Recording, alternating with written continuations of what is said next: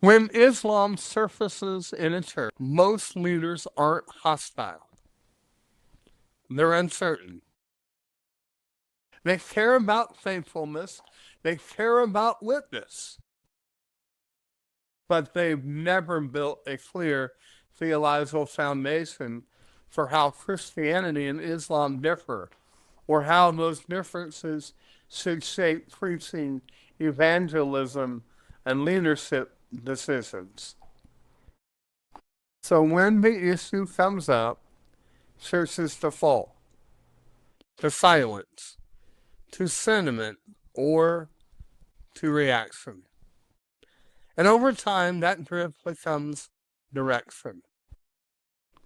I serve as a strategic theological advisor to senior pastors, mission pastors, and denominational leaders to quietly who don't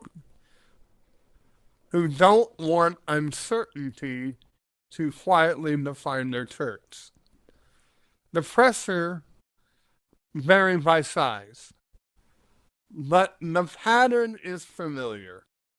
Some churches avoid the subject because leadership feels unprepared. Some have energy, but no alignment.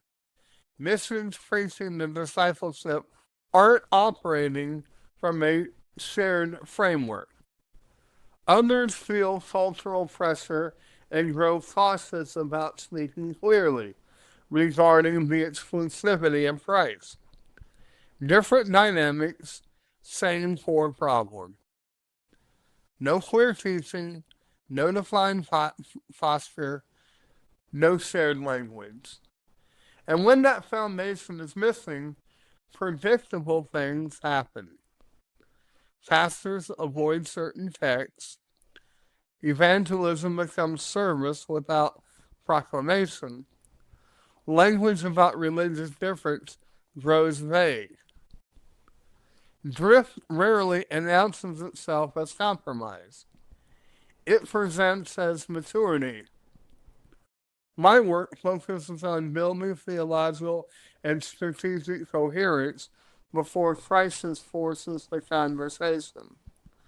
I address the central doctrinal differences between Christianity and Islam, the nature of God, the person of Christ, the authority of Scripture, and the prophethood of Muhammad.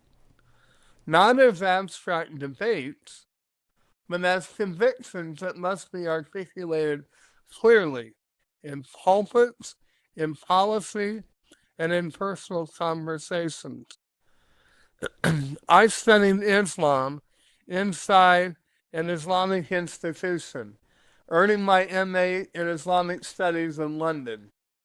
That academic training matters, but only if it strengthens the church's clarity and courage. Muslim populations are growing in major cities. Cultural pressure around exclusivity claims is increasing. In that environment, silence feels safe, aggression feels strong, and neither are faithful. The issue is not volume, it's coherence. But when a church loses the ability to speak clearly about who Christ is in a pluralistic society, it loses nerve first.